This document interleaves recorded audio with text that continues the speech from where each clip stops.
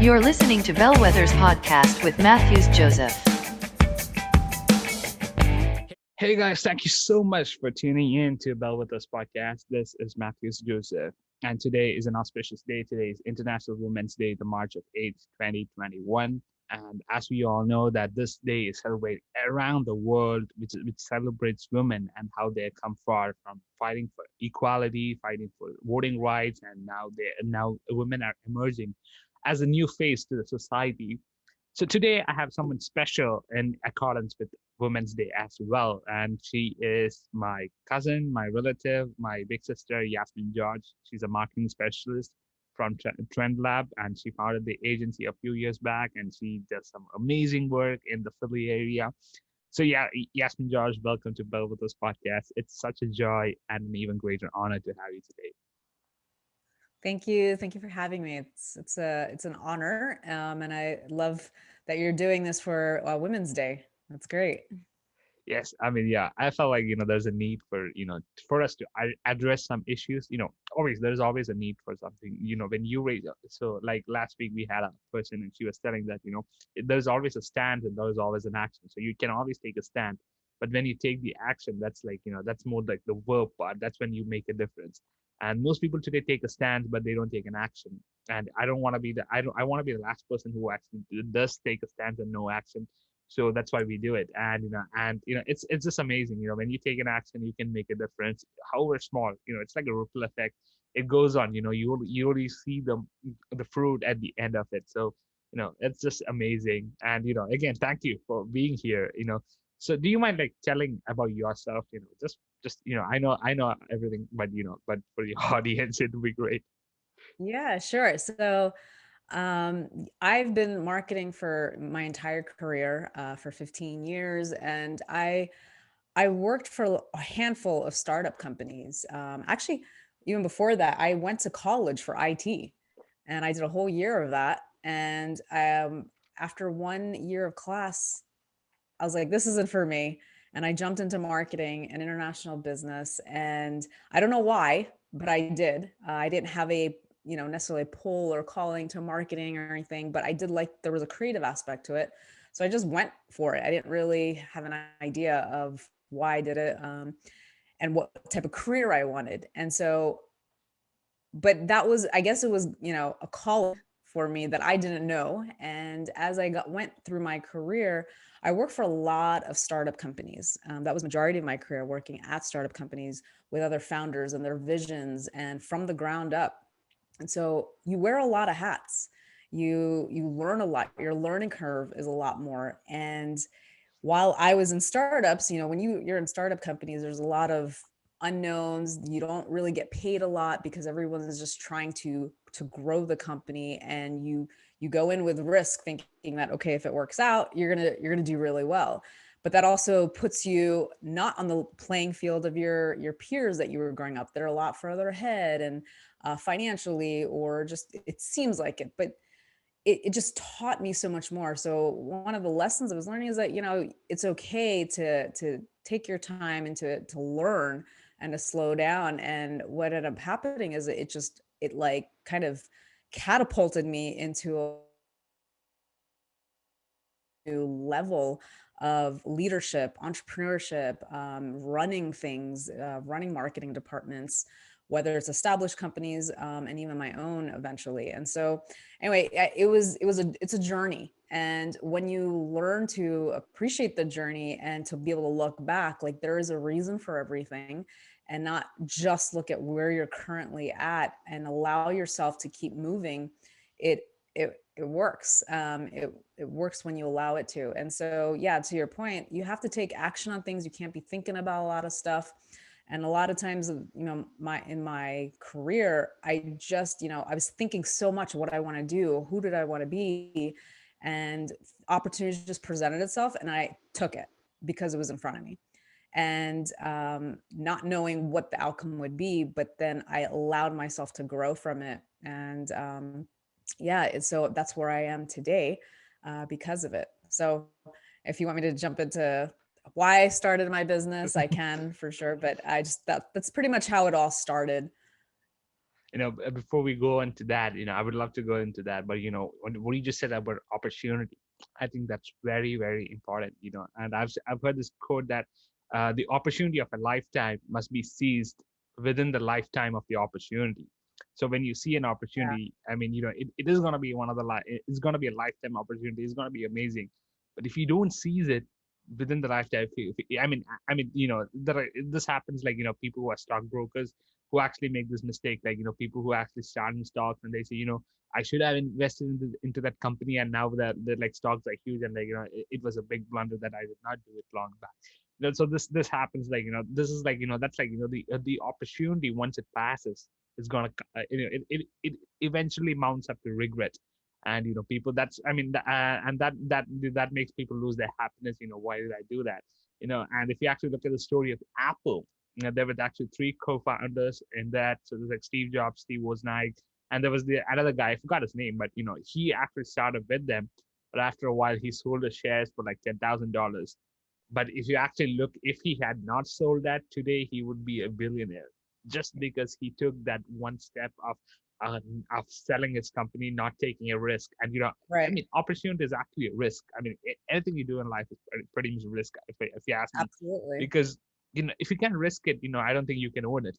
So you gotta do it. I mean, and I'm so proud of you, because you actually took a lot of risks in your life. All throughout your life. I think I think you are one of the closest people who actually I saw has taken so many risks. And I'm pretty sure that some of them might have backfired, but you're grateful for those backfires too, right? Yeah, I wouldn't even say backfired. It didn't pan out the way I expected it to. Like I said, so the startups that I work for, I put about 3 or 4, none of them worked out. But there are lessons in what didn't work for sure, and that is part of the journey. And you may have heard this, especially if you're on this entrepreneurial growth and this journey. m- all successful people fail more than succeed.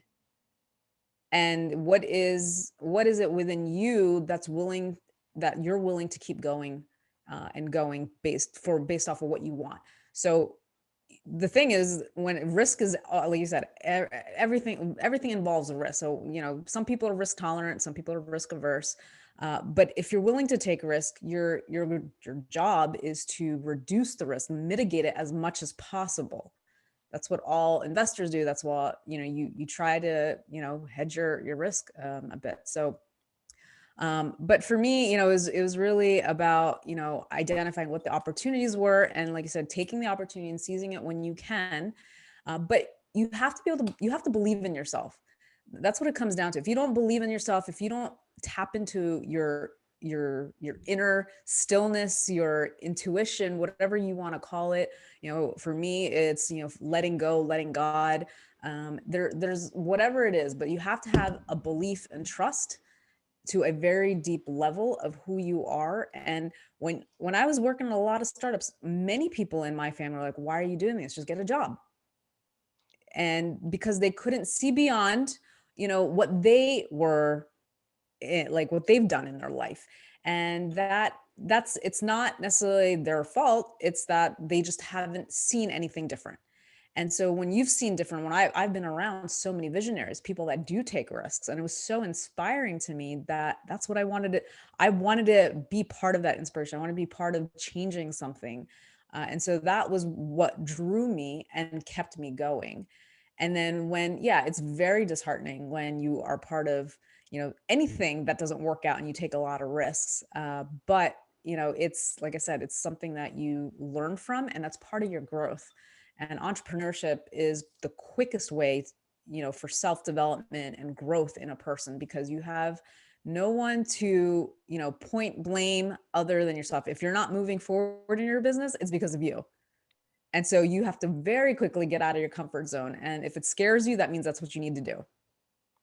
I think that's like, you just hit on a lot of entrepreneurship points, on a whole. I mean, for both men and women, of course, because, Yeah, absolutely. what you just like, you said, believing in yourself. I think that's like the first step. I think if there was ever, like, if anybody who is actually taking entrepreneurship courses, or who actually teaches them, the first time I think they should put it as a baseline is believe in yourself. I mean, believe in your idea, because your idea matters. And most people, most people today, I mean, I've read this quote by Miles Munro who actually said like this: the richest place on earth is the graveyard, because that's where all the ideas, the unworked ideas, the unworked entrepreneurship ideas, the businesses all lie dead. So it's it's like you take it to the grave with regret. What I mean, you lived a life probably, yes, you feel like it was smooth, but if you had taken that risk, if you had taken a small change in your course, things might have changed differently. And I think that makes a whole lot of sense, because people did not believe in themselves. And I think Yeah. today that is the main reason why most people don't want to step up as follow their passion, because they don't believe. I mean, they believe they have the passion, and they believe that there's a purpose for them, but they don't believe in themselves. And but I think that is like the baseline to everything. Believing in yourself. That's how that's where it all starts off. I think that's like the baseline. That's like the basement. That's like the thing that's a foundation. And if that is not strong, if you don't believe in yourself strongly, I don't think people can believe in you, because as an entrepreneur, you're putting yourself out there, and people need to believe in you. It's not. I mean, if I'm building a company, people need to believe in me. People, I mean, and I cannot make people believe in me until I believe in myself. Right. And that is like the base point of everything. There's two tricks to that. Yes, you need to have belief in yourself, but if you're wanting to take a risk, like in entrepreneurship, or anything, the first trick is, and you kind of touched upon it, when you need to think about when you're 80 years old and you look back in your life, what do you want to say that you didn't regret? Or what do you want to say that you're proud that you at least tried? Because if you can try, then, or if you try, that means that you feel like, okay, I did it, so I won't have regrets on it. That's the first thing. The other thing is your environment. When you're put in an environment with other like-minded individuals or people who are ahead of you in whatever you want to do, it's going to foster an environment of belief, because you're going to have some, you need that core belief, like you said, but the base of it is really important. But you need to put yourself around other like-minded people that are going to push you, because when you see it, when you see other people doing it, it's going to pull you towards, okay, I can keep going. Yeah, that's very much true. Environment is key. Yes, Yeah. that's perfect. That's like you again hit on a lot of points over there. So moving on now, I want to talk about women entrepreneurship, because I think that's like the whole that's like the auspicious occasion that we are in. And and I was like reading the statistics the other day. I was like checking out some statistics drawn by some U.S. agencies. It actually says like there are almost 12.3 women-owned businesses in the U.S. 12.3 million, and that's like a huge lot. 12.3 million, and there's almost like 252 million women entrepreneurs, just 252 Yeah. million women entrepreneurs in the world. That's a huge number. I mean, that is like that's not a small number. That's not something that we can take. That's like a quarter billion people, a quarter billion women are actually entrepreneurs. And almost 40% of U.S. businesses are women owned, and they generate almost 1.8 trillion dollars a year. And there's like a lot of statistics. I'm just like touching base on like on a couple of them. And how do you think these trends have changed over the years, like over the last 100 years? How has it like had its inception? Yeah, I mean, obviously the 20th century changed a lot for women, particularly in the US, in terms of women having voting rights, women being able to work, having equality in the workplace.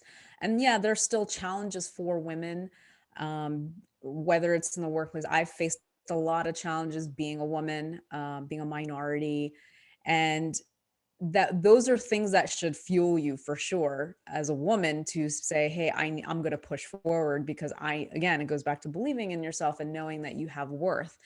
And women are naturally, we naturally can handle a lot of things. I think we're natural CEOs. If you think about women at home, because there's so much to manage, and there's so much that you have to make sure is okay, is going well with kids, with maintaining your household, your marriage, or your parents, your siblings. We're just naturally caretakers that way, and so we have a lot going on. We're really good multitaskers, and so we know that we have the drive to push forward. And so when opportunities open up in workplace or career or in entrepreneurship, we naturally have this belief that we can do this because we do it all the time. We're managing a lot, but sometimes it's scary to just venture out if you don't have support or whatnot. But women, I think the opportunities as they keep opening, women just keep leaning into it more and more, and it becomes examples for other women to do it, and then it's starting to exponentially grow, which is really great. Standing up to be an example, that's something what you did, when everybody else said, it's not gonna work out. Tons of people even tell me that today. When I started the podcast, like in 4 to 5 months back, when I had the planning phase, a lot of people said, are you sure this is like the right idea? Are you sure you can hit this? And I'm like, yeah. So, I was like, yeah. But there were a lot of people who actually meant the good for me and said, Matthews, I were really close friends who actually said, you need to read, you need to think, you need to check on stuff. And I was like, yeah, that's like, and I really appreciate that some people just like said, yeah, here he starts some a new thing. And a lot of people have told me that, but what felt for me is like what I can do when I take an action, I make a difference. I don't want, and the point is like today, and I think it is especially in my generation, people want, people think success is like it's overnight. You start a business today, in 2 days, you reap you reap thousands of dollars in profit, and I think that's stupid because and everything happens at a growth pace, and a change Yes. happens. A change is actually a growth. It doesn't happen overnight. You cannot change your personality overnight. I can bet you because I tried doing that. You cannot literally change your personality overnight. It takes months and years of practice with habits Right. and building lifestyles. That's how a personality of a person can be changed. And imagine the same. It's the same for a business. You change the face of the business. You start something, it takes time, being in anything, even if it's a movement. And when we see today, we see a lot of movements, against trafficking, against on human rights. You see all these things. It did not just start up like tonight. Today they started up to the next day they Yeah. have thousands of followers. No, it took years, and I know personally there are some movements that took almost 60 to 70 years to form, and people are still working on that in India and different parts of the world. And I'm like, wow. And you need to grow it, take it forward, and that's like the most important part. And most people miss out on that. Most people want to start a business and want to be rich and want to make billions of dollars, and but the real factor is, to me, is change. And I think you very much know that, how change can actually, how change is radical, and how that change can, actually reflect on the society to get people to, and inspire people to follow that. Yeah. For sure. I think, we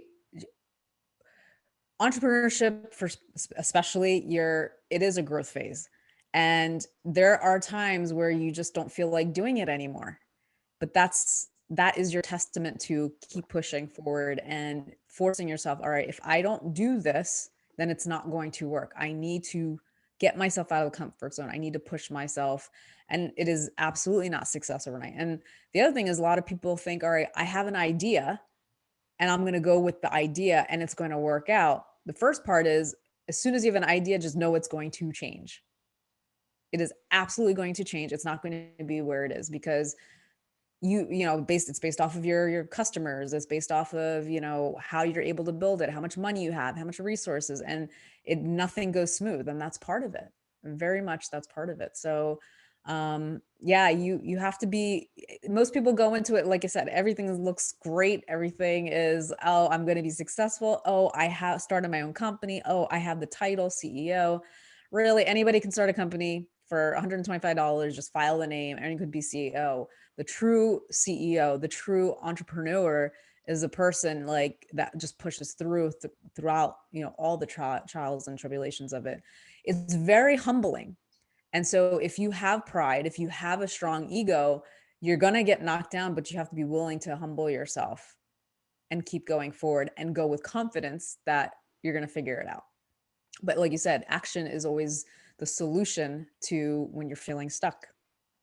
No, that's actually, that's, you actually, that's actually leads up to my next question, you know, and, how challenging was it, to start something off like a marketing agency, especially the early 20th 21st century, when things, when things like when I mean there were times like when the market was pretty down, when the market, like, when especially the COVID crisis and everything, and I'm pretty sure that you had hit through a lot of challenges. And how do you feel that, and how do you think that, how challenging was that, and how were you able to hit off those challenges and overcome them?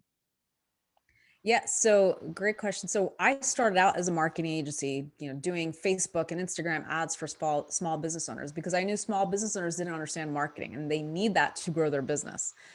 And so even though I've been marketing for so long, the marketing's so diverse in just what you can do. And so when I started doing advertising, it was very different than what I was trained to do. So the thing with entrepreneurship, you have to learn. You have to constantly be learning new things.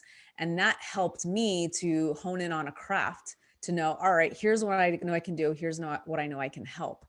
But my challenge wasn't about, was I going to succeed in this? Is my challenge is more of, is this what I want to do? Is this the impact that I want to make? Is this something that I'm really going to be good at? And so I started doing, lead generation, but it wasn't in line with who I was. For me, I'm more of a strategist. And so I shifted my company, and this is where I was struggling because, like, if your business isn't aligning with who you are, and I've gone through so many different businesses. So if someone's just starting out with a business, you might not have this feeling immediately because you have an energy and drive to keep going forward in the business that you're first starting. But for me, it was more about having fulfillment than achievement. And that's a huge component when it comes to our entrepreneurship, because you can achieve, but in the end, a lot of successful people, it's making money is not a big deal anymore. It's so easy to do. They want to do something that's going to be, true to their calling and what they want to do. So for me, it was more of like, all right, is this what I really aligned with what I wanted to? So I shifted to, instead of an agency, I'm now a coaching and consulting firm. And I help small business owners with that. Now, in terms of COVID, marketing does not go away. When it comes to business, marketing is your engine for the business. So, and marketing is not just social media posting. There's a whole strategy that when you have the strategy and you have a system, so that way it's almost like a faucet you can turn on and off. You'll know how to get customers and acquire if you have a good strategy and system. So COVID provided a lot of challenges for business owners, but everyone still needed marketing, but in a different way. So if you were a digital marketing strategist or a digital marketer that had an agency, you made more money during COVID because people needed to figure out how to get to people online. But even marketing agency owners, and I mean, I still had my agency, behavior changed dramatically. Even though more people are online, behavior changed.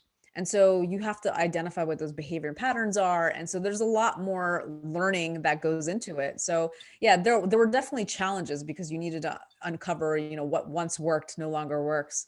So with anything in entrepreneurship, there's a lot of unforeseen and you just got to go with the flow.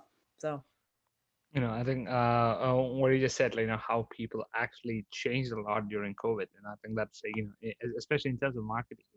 I see, like, people. I mean, I know people like, I mean, old people especially. They never wanted to get a hang of the phone or how things work. They were like, it's too complicated, so I'm gonna leave it away. And today, every old person, I mean, everybody is like online. I mean, you need search, you need YouTube. I mean, pretty much everything is online today. And and in 1 year, I mean, when I see, like, how, we got like a decade worth of stuff just in 1 year. I mean, 2020 to 2039, this one decade is like, I mean, it just like, I felt like, it just hit on us and just like in just a matter of 10 months, it was like crazy. But I see like a lot of people have evolved in that as well. The strategic, I mean, a lot of people have evolved. I mean, not just in terms of like entrepreneurship, but in terms of personality, character. People yeah. needed to find new ways on how to work stuff out. People started finding out different ways because they knew that, you cannot stand like this for long. And I think that's like the most important part, how you advance yourself. I mean, how you actually, how you just like, leverage your surroundings, leverage your situations to to benefit, benefit others and you. I think that's like the entrepreneur aspect everybody had, not just like the entrepreneurs, but the mindset became Yeah. common in people all around the world. Everybody had to get out of their comfort zone Definitely, and deal with definitely. it. Yeah. Yes. And and I want to go on to the final question, and it's gonna be, I'm gonna share a small history about how Women's Day happened. It started around like in 1907 was March 8th, was like the first known, the origin of this of International Women's Day. Earlier it was actually National Women's Day, and it actually in 1907 it was like the 50th anniversary of the brutally repressed protest by New York City's female garment and textile workers. So it actually was a 50th anniversary to something that happened in 1857, which started as Women's Day, National Women's Day. And over the years, from 1907, now we are like 100 years after what happened that day.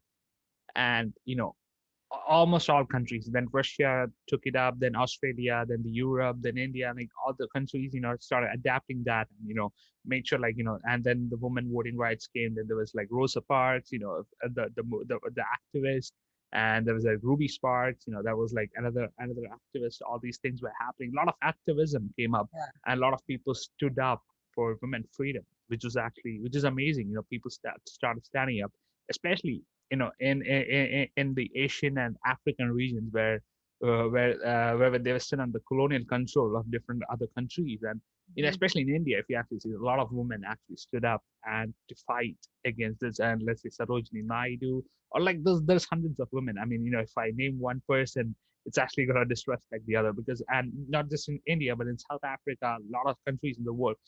And it evolved in like in 100 years. It was like it was just more like a population explosion. It was like an explosion where people more and more women actually stood up to what they want, and to fight for their society, to fight for their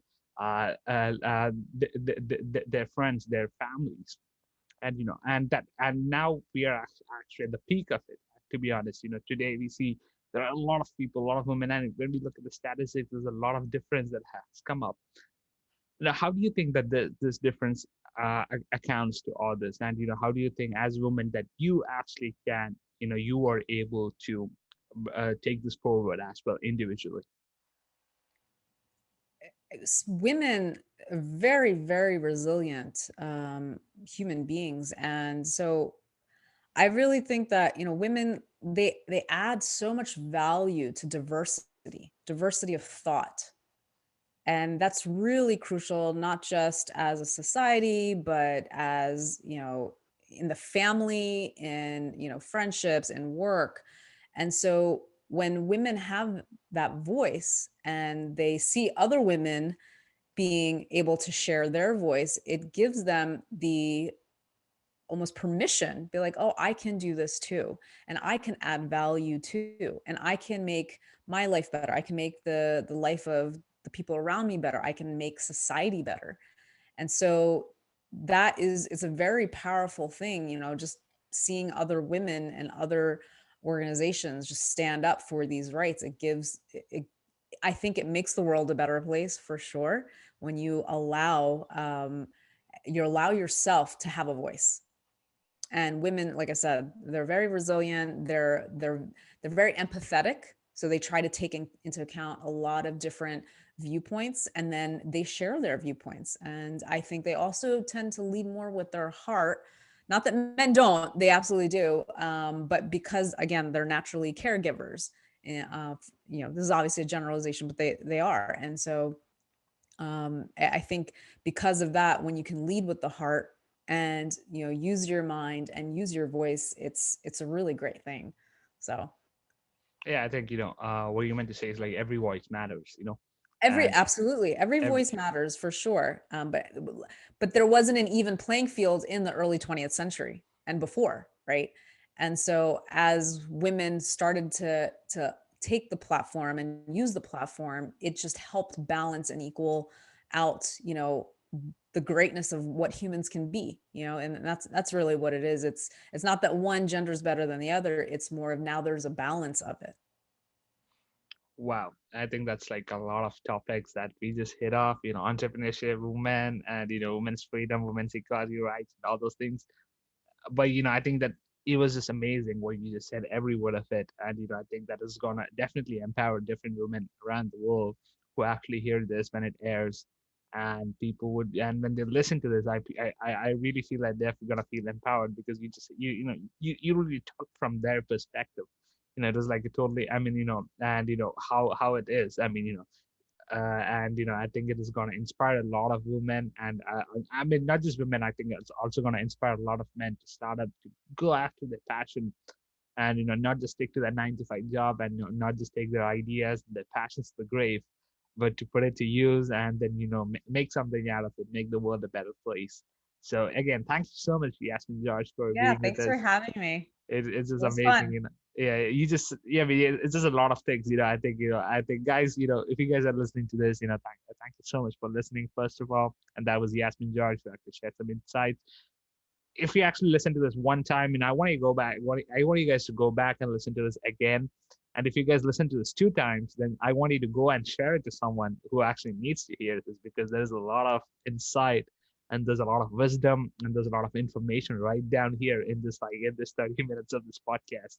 And I'm pretty sure that you guys gonna be inspired, by her. And if you want, you can just go ahead and hit her up in Instagram, Facebook. She can give you a discount. Tell her, like, man, you just tell her you came from the podcast, so that she's gonna give you a discount. Yeah. Absolutely. Yeah. So, yes, guys, thank you so much for listening. And once again, thank you, Yasmin George, for being here with us. Yeah, great. Thank you for having me. Yes. And thank you guys for listening once again. And all you guys do not forget to share this episode with your friend or your coworker, be it anybody. Just let's just share this episode, and let's just impart some more wisdom and insights to other people as well. And once again, thank you so much for listening. Do stay tuned, as we will launch our next episode next week with a different person. So stay tuned till then. Thank you so much. Thanks for listening. Bye bye.